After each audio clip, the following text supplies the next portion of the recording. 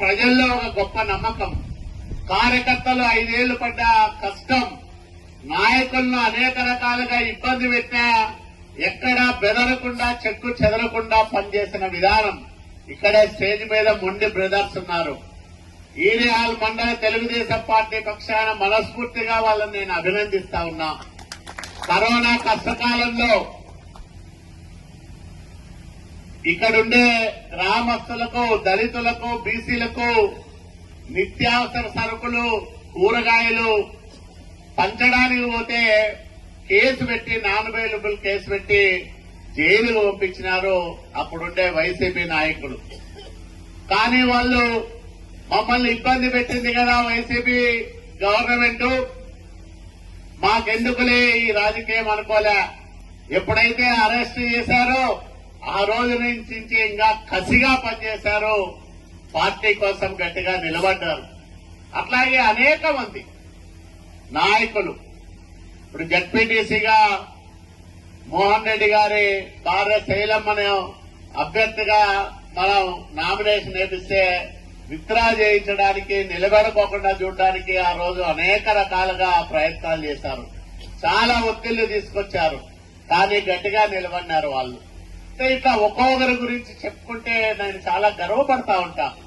ఇంత మంచి నాయకులు, కార్యకర్తలు నాకున్నారు కాబట్టి వైసీపీలో ఉండే ఎమ్మెల్యే, అప్పటి ఎమ్మెల్యే ఎన్ని అరాచకాలు చేసినా గట్టిగా ఎదుర్కొన్నాం అతన్ని. మా పోరాటం రాయదుర్గం నుంచి అమరావతి వరకు వైసీపీ నాయకత్వం అంతా మన మీద కుట్రలు చేసినా ఏ ఒక్కరికి జడతలేదు, భయపడలేదు. ఇట్లా వీళ్ళందరినీ చూస్తున్నప్పుడు నాకు కూడా తెలియని శక్తి వస్తా ఉంటుంది.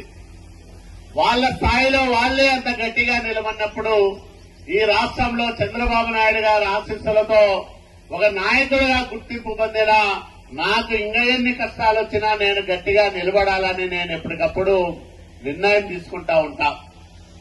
కాబట్టి మనం 5 ఏళ్లు పోరాడాం.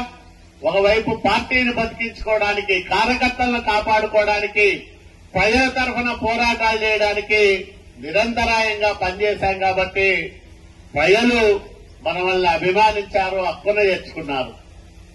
నేను ఒకటే మాట ఇస్తా ఉన్నా, మీ కష్టాల్లో, మీ బాధల్లో మీకు ఒక అన్నగా, ఒక తమ్ముడిగా నేనెప్పుడూ తోడుగా ఉంటారని మీ అందరికీ నేను మనవి చేస్తా ఉన్నా. అట్లాగే